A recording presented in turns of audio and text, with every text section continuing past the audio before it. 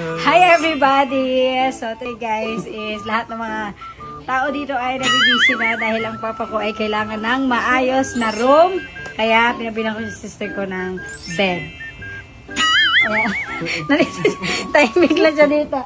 Pa, may bago ka ng kwarto pa. Gusto mo na makita yung kwarto mo? Oo, maganda na yung kwarto ni papa.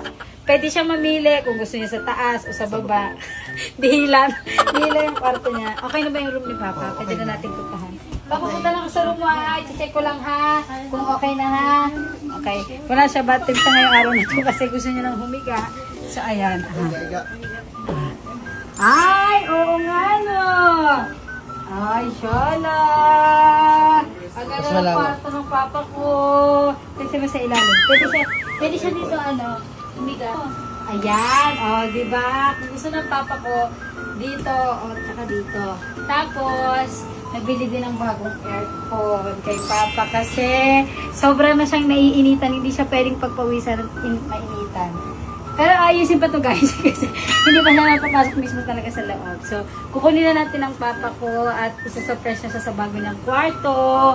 May pa room to room to. Kunin niya si papa! Ayan na! Go! Kukunin na. Ayan! Ang ganda! Papa, tingnan mo! Bagong kwarto! Bagong kwarto ni papa! Oo! Wow! May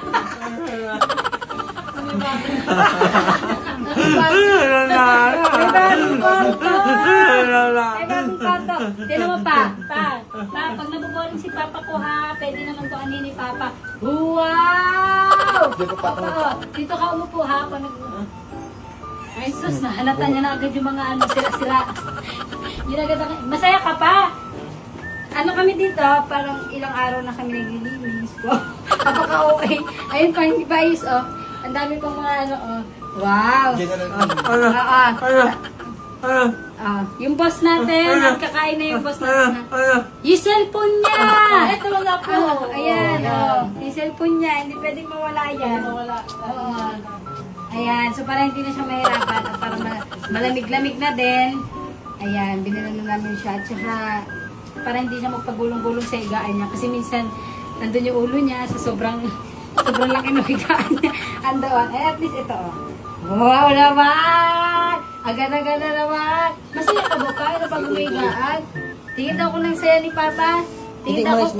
Smile muna pa. Smile. Hindi ka na ho. Hindi ka na ho. Dahil nagugutom na kasi itong papa ko. So, ayun lang guys. Pinakita ko na sa kanya yung maganda niyang kwarto ngayong araw na to. So, bye na everybody! Ayan.